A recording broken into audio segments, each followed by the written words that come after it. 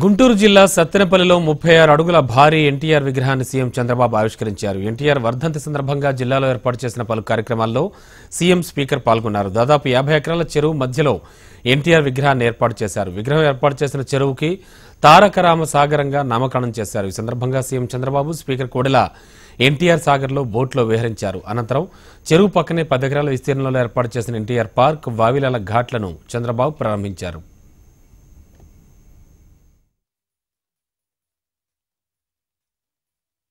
ఇది ఒక చరిత్ర. ఈ చరిత్రలో నేను భాగస్వామ్యం కావడం నా పూర్వ జన్మ సుకృతంగా నేను భావిస్తున్నా.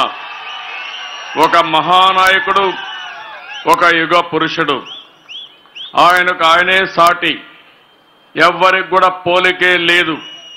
మళ్ళీ చరిత్రలో అలాంటి యుగ పురుషుడు ఉద్భవిస్తాడా లేదో తెలియదు, కానీ చరిత్ర ఉన్నంత వరకు, తెలుగు జాతి ఉన్నంత వరకు వారి గుండెల్లో ఉండే ఏకైక నాయకుడు నందమూరి తారక రామారావు గారు అని చెప్పి నేను మీకు తెలియజేస్తున్నాను.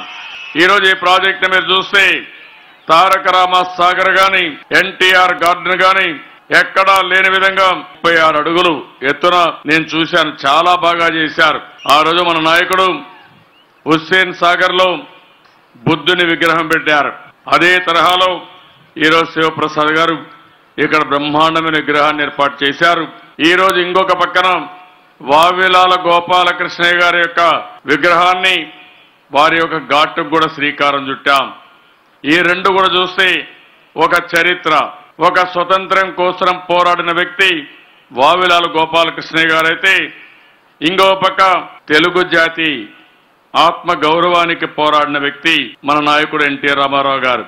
ఒక ఉత్తమ విద్యార్థిగా, ఆదర్శ ఉద్యోగిగా, గొప్ప కళాకారుడుగా, సంఘ సేవకుడుగా, పరిపాలనా దక్షుడుగా ఎన్టీ రామారావు గారు చూస్తే ఆయనతో ఎవ్వరూ పోటీ పడలేరు. ఆయనకు ఆయనే సాటి. ఆ విషయం మనందరం గుర్తుపెట్టుకోవాల్సిన అవసరం ఉంది.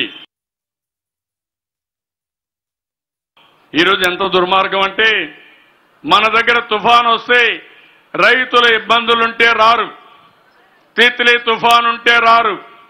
గుంటూరులో పార్టీ ఆఫీస్ ఇనాగరేట్ చేయడానికి కేంద్ర మంత్రి వస్తాడు. నేను అడుగుతున్నా, మా కష్టాలకు కారణం మీరు. ఈరోజు మాకు గాయం తగిలి మేము బాధపడతా ఉంటే మీరు దానిపైన కారం జల్లి మీరు ఆనందపడాలని చూస్తున్నారు. ఇది నీచం అని చెప్పి కూడా నేను మీకు తెలియజేస్తున్నా. మీరు కానీ ఆ రోజు సకాలంలో మాకు ప్రత్యేక హోదా ఇచ్చుంటే, విభజన చట్ట హామీలు అమలైంటే మాకు ఈ ఇబ్బందులు వచ్చేటివి కాదు. దీనికి కారణం కేంద్రం, దీనికి కారణం నరేంద్ర మోడీ గారు. అందుకే అడుగుతున్నా, మళ్ళా ఈరోజు ఎన్టీ రామారావు గారి వర్ధంతి సందర్భంగా మాకు ఎందుకు ఇవ్వరని నిలదీస్తున్నా. మీరు కూడా గట్టిగా మాకు ఇవ్వాలి, ఇవ్వకపోతే వదిలిపెట్టమని గట్టిగా మీరు కూడా చెప్పాలి.